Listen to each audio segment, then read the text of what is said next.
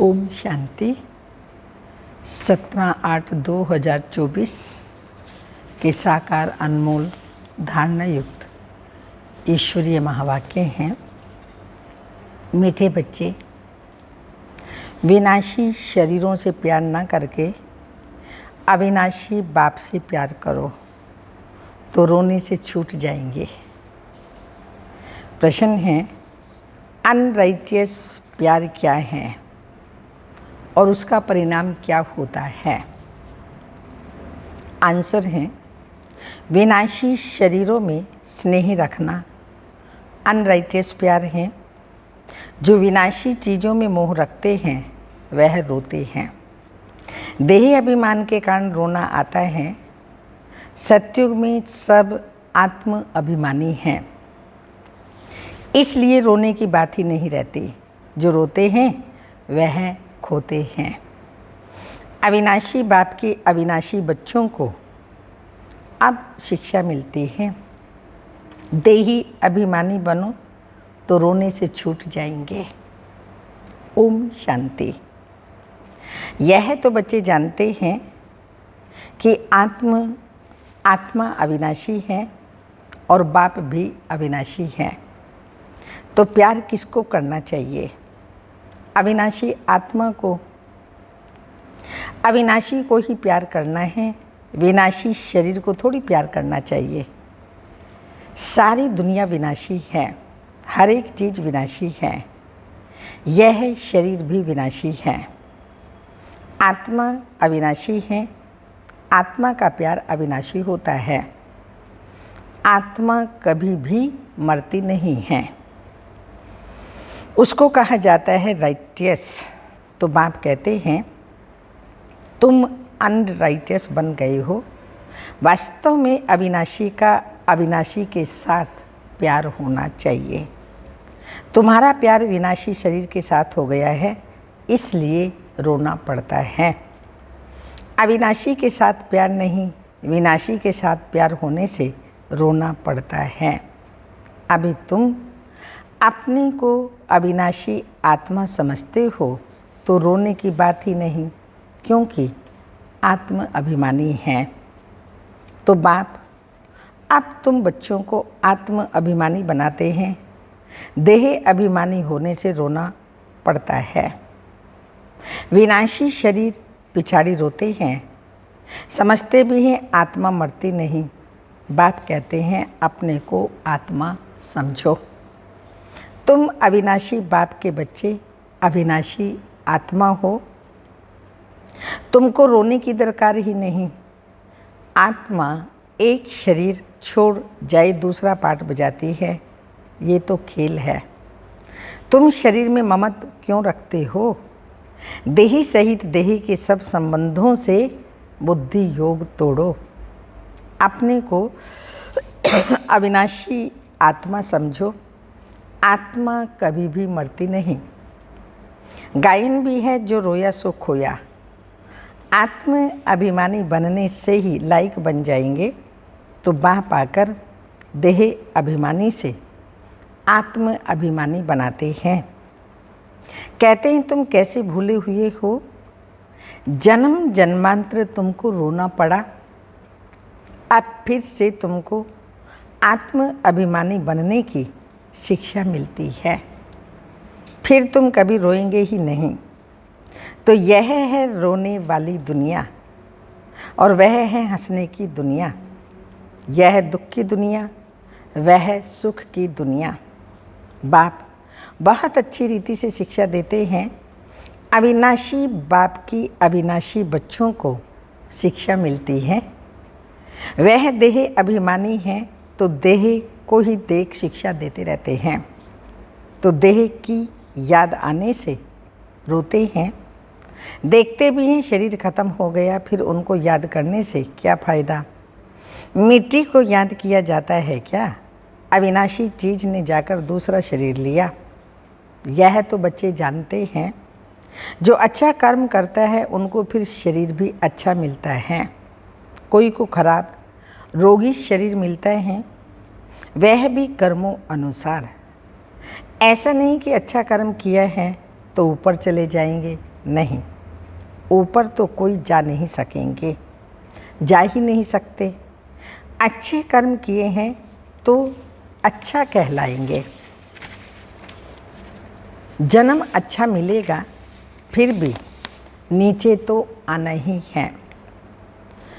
तुम जानते हो कि हम चढ़ते कैसे हैं। भल अच्छे कर्मों से कोई महात्मा बनेगा, फिर भी कला तो कम होती ही जाएगी ना। तो बाप कहते हैं, फिर भी ईश्वर को याद कर अच्छा कर्म करते हैं तो उनको अल्पकाल क्षण भंगुर सुख देता हूँ। फिर भी सीढ़ी नीचे तो उतरना ही है। नाम करके अच्छा हो, यहाँ तो मनुष्य अच्छे बुरे कर्मों को भी नहीं जानते। रिद्धि सिद्धि वालों को कितना मान देते हैं, उन्हों के पिछाड़ी मनुष्य जैसे हैरान होते हैं। है तो सारा अज्ञान।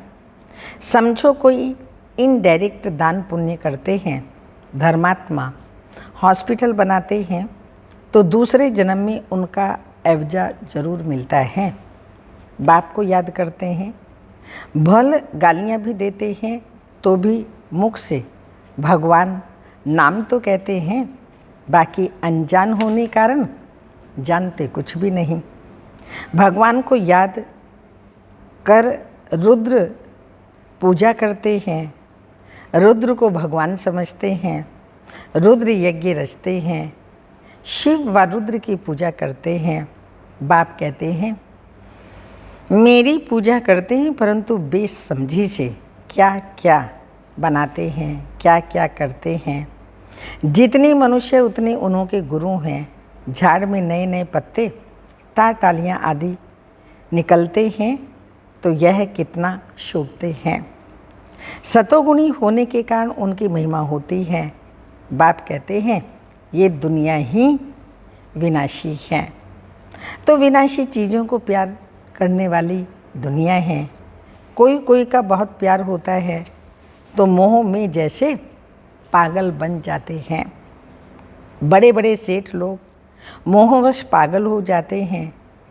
माताओं को ज्ञान न होने के कारण विनाशी शरीर पिछाड़ी विधवा बन कितना रोती हैं, याद करती रहती हैं। अभी तुम अपने को आत्मा समझ दूसरे को भी आत्मा देखते हो तो जरा भी दुख नहीं होता। पढ़ाई को सोर्स ऑफ इनकम कहा जाता है। पढ़ाई में एम ऑब्जेक्ट भी होती है, परंतु वह एक जन्म के लिए। गवर्नमेंट से पगार मिलता है, पढ़कर धंधाधोरी करते हैं, तब पैसे आदि मिलते हैं। यहाँ तो फिर बात ही नहीं है। तुम अविनाशी ज्ञान रत्नों से झोली कैसे भरते हो।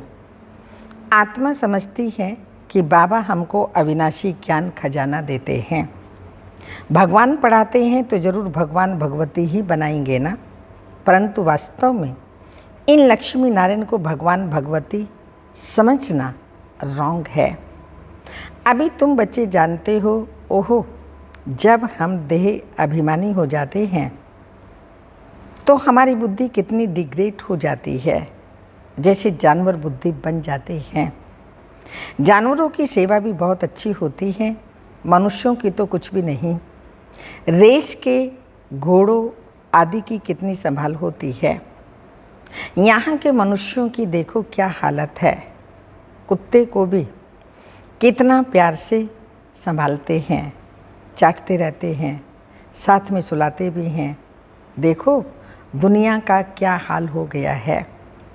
वहाँ सत्युग में यह धंधा होता ही नहीं। तो बाप कहते हैं, बच्चों तुमको माया रावण ने अनराइटियस बना दिया है। अनराइटियस राज्य है ना। मनुष्य अनराइटियस तो सारी दुनिया भी अनराइटियस हो जाती है। राइटियस और अनराइटियस दुनिया में देखो फर्क कितना है। कलयुग की हालत देखो क्या है। मैं स्वर्ग स्थापन कर रहा हूँ तो माया भी अपना स्वर्ग दिखाती है, टेम्पटेशन देती है। आर्टिफिशियल धन कितना है, समझते हैं हम यहाँ ही स्वर्ग में बैठे हैं। स्वर्ग में थोड़ी इतने ऊंचे 100 मंजिल के मकान आदि होते हैं। कैसे कैसे मकान सजाते रहते हैं। वहाँ तो डबल स्टोरी के भी मकान नहीं होते, मनुष्य ही बहुत थोड़े होते हैं। इतनी ज़मीन तुम क्या करेंगे? यहाँ ज़मीन के पिछाड़ी कितना लड़ते झगड़ते हैं। वहाँ सारी ज़मीन तुम्हारी रहती है, कितना रात दिन का फ़र्क है। वह लौकिक बाप, यह परलौकिक बाप है। परलौकिक बाप बच्चों को क्या नहीं देते। आधा कल्प तुम भक्ति करते हो, बाप साफ कहते हैं इनसे मुक्ति नहीं मिलती, अर्थात मेरे से नहीं मिलते। तुम मुक्ति धाम में मेरे से मिलते हो, मैं भी मुक्ति धाम में रहता हूँ। तुम भी मुक्ति धाम में रहते हो, फिर वहाँ से तुम स्वर्ग में जाते हो। वहाँ स्वर्ग में मैं नहीं होता। यह भी ड्रामा है, फिर हूबहू ऐसे रिपीट होगा। फिर यह ज्ञान भूल जाएगा, प्राय लोप हो जाएगा। जब तक संगम युग नहीं आया तब तक गीता का ज्ञान हो कैसे सकता।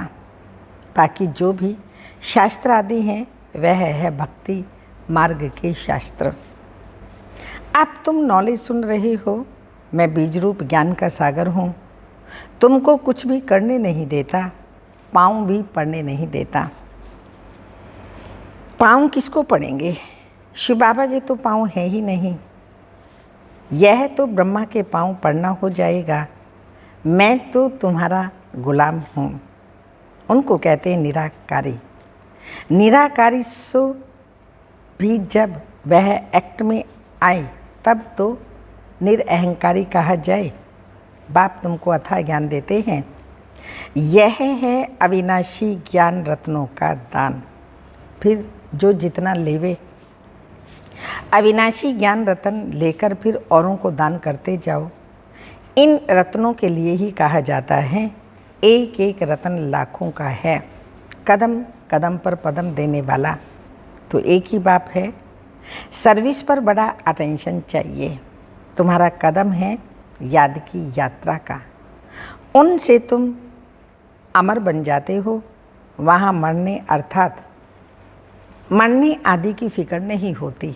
सतयुग में एक शरीर छोड़ दूसरा लेते हैं, ये कहा जाता। जैसे सर्प छोड़ता है, एक खल बदलता है, तो बाबा इसीलिए कह रहे वहाँ मरने आदि का फिक्र नहीं होता। एक शरीर छोड़ दूसरा लिया। मोहजीत राजा की कथा भी सुनी होगी। यह तो बाप बैठ समझाते हैं। अब बाप तुमको ऐसा बनाते हैं, यह अभी की ही बातें हैं। रक्षाबंधन का पर्व भी मनाते हैं। यह कब की निशानी है? कब भगवान ने कहा कि पवित्र बनो? यह मनुष्यों को क्या पता कि नहीं नई दुनिया कब, पुरानी दुनिया कब होती है, यह भी किसी को पता नहीं है। इतना कहते हैं कि अभी कलयुग है, सतयुग था, अभी नहीं। पुनर्जन्म को भी मानते हैं, 84 लाख कह देते हैं, तो ज़रूर पुनर्जन्म हुआ ना। निराकार बाप को सब याद करते हैं। वह है सब आत्माओं का बाप। वही आकर के समझाते हैं। देहधारी बापू तो बहुत हैं। जानवर भी अपने बाप जानवर भी अपने बच्चों के बाप हैं। उनके लिए तो ऐसा नहीं कहेंगे जानवरों का बाप।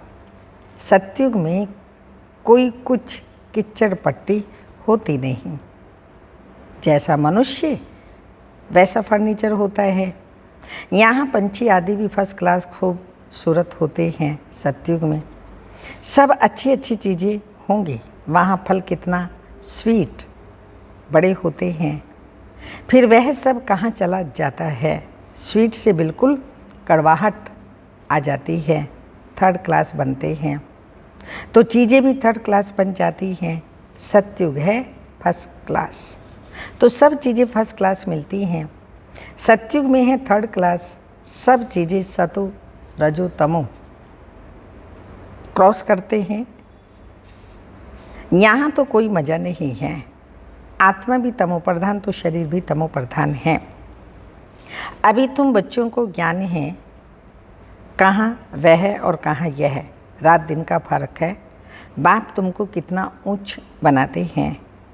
जितना याद करेंगे हेल्थ वेल्थ दोनों मिल जाएंगे, बाकी क्या चाहिए। दोनों चीज़ों से एक नहीं होगी तो हैप्पीनेस नहीं होगी। समझो हेल्थ है वेल्थ नहीं तो क्या काम की। गाते भी हैं, पैसा है तो लाड़काना घूम कर के आओ। बच्चे समझते हैं भारत सोने की चिड़िया था, अभी सोना कहाँ, सोना चांदी तांबा गया तो कागज़ ही कागज़ हैं। सारे नोट कागज़ के होते हैं ना। कागज़ पानी में बह जाए तो पैसा कहाँ से मिले। सोना तो बहुत भारी होता है, वह वहाँ ही पड़ा रहता है। आत्मा भी सोने को जला ना सके, आग भी सोने को जला ना सके, तो यहाँ सब दुख की बातें हैं, वहाँ सब बातें होती ही नहीं। यहाँ इस समय अपार दुख हैं, बाप कहते हैं अब अपार दुख हैं। बाप आते ही तब हैं जब अपार दुख हैं, कल फिर अपार सुख होगा। बाबा तो कल्प आकर के पढ़ाते हैं। यह कोई नई बात थोड़ी है, तो खुशी में रहना चाहिए। खुशी ही खुशी, वह अंत की बात है। अतीन्द्रिय सुख गोपियों से पूछो, पिछाड़ी में तुम बहुत अच्छी रीति समझ जाते हो। रियल शांति किसे कहा जाता है, वह बाप ही बतलाते हैं। तुम बाप से शांति का वर्षा लेते हो, उनको सब याद करते हैं। बाप शांति का सागर हैं, तो बाप समझाते हैं मेरे पास आ कौन सकते हैं। फलाना फलाना धर्म फलानी समय पर आते हैं। स्वर्ग में तो आ न सके, अभी साधु संत आदि ढेर निकल पड़े हैं, तो उन्हों की महिमा होती है। पवित्र हैं तो उनकी महिमा जरूर होनी चाहिए।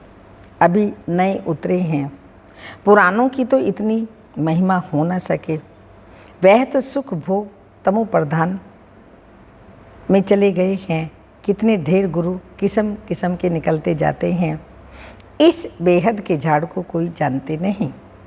तो बाप समझाते हैं कि भक्ति की सामग्री इतनी है जितना झाड़ फैला होता है। ज्ञान बीज कितना थोड़ा है, भक्ति आधा कल्प चलता है। यह ज्ञान तो सिर्फ एक ही अंतिम जन्म के लिए है। ज्ञान की प्राप्ति कर तुम आधा कल्प के लिए मालिक बन जाते हो। भक्ति बंद हो जाती है, दिन हो जाता है, अभी तुम सदा काल के लिए हर्षित बनते हो। इसको कहा जाता है ईश्वर की अविनाशी लॉटरी। उसके लिए पुरुषार्थ करना पड़ता है। ईश्वरीय लॉटरी और आसुरी लॉटरी में कितना फ़र्क होता है। अच्छा, मीठे मीठे सिक्की लदे बच्चों प्रति माता पिता बाप दादा का याद प्यार, गुड मॉर्निंग, डायमंड मॉर्निंग। रूहानी बाप की रूहानी बच्चों को नमस्ते। हम रूहानी बच्चों की रूहानी माता पिता बाप दादा को याद प्यार, गुड मॉर्निंग, डायमंड मॉर्निंग, ओम नमस्ते। धारणा के लिए मुख्य सार हैं, तुम्हारे याद के हर कदमों में पदम हैं, इसमें ही अमर पद प्राप्त करना है। अविनाशी ज्ञान रतन जो बाप से मिलते हैं उनका दान करना है। सेकंड पॉइंट, आत्म अभिमानी बन अपना अपार खुशी का अनुभव करना है। शरीरों से मोह निकाल सदा हर्षित रहना है, मोह जीत बनना है। वरदान, हर घड़ी को अंतिम घड़ी समझ सदा रूहानी मौज में रहने वाली ईश्वरीय विशेष आत्म भाव। स्पष्टीकरण, संगम युग रूहानी मौजों में रहने का युग है, इसलिए हर घड़ी रूहानी मौज का अनुभव करते रहो। कभी किसी भी परिस्थिति या परीक्षा में मूंझना नहीं, क्योंकि यह समय अकाल मृत्यु का है। थोड़ा समय भी अगर मौज के बजाय मूंझ गए और उसी समय अंतिम घड़ी आ जाए तो अंतमति सुगति क्या होगी। इसलिए एवर रेडी का पाठ पढ़ाया जाता है। एक सेकंड भी धोखा देने वाला हो सकता है, इसलिए स्वयं को विशेष आत्मा समझकर हर कर्म बोल और हर संकल्प बोल कर्म करो तो क्या रूहानी मौज में, तो सदा रूहानी मौज में रह सकते हो। स्लोगन, अचल बनना है तो व्यर्थ और अशुभ को समाप्त करो। अचल बनना है तो व्यर्थ और अशुभ को समाप्त करो। आज का अव्यक्त इशारा है, सदा विजयी रहने के लिए याद की छत्र छाया में रहो। जो सदा छत्र छाया के अंदर रहते हैं वे सर्व प्रकार के माया के विघ्नों से सेफ रहते हैं। उन पर किसी भी प्रकार का माया का छाया पड़ नहीं सकता। यह 5 विकार दुश्मन की बजाय दास बनकर सेवाधारी बन जाते हैं। जैसे विष्णु के चित्र में दिखाते हैं, सांप की शैया और सांप ही छत्र छाया बन गए। यह है विजय की निशानी। ओम शांति।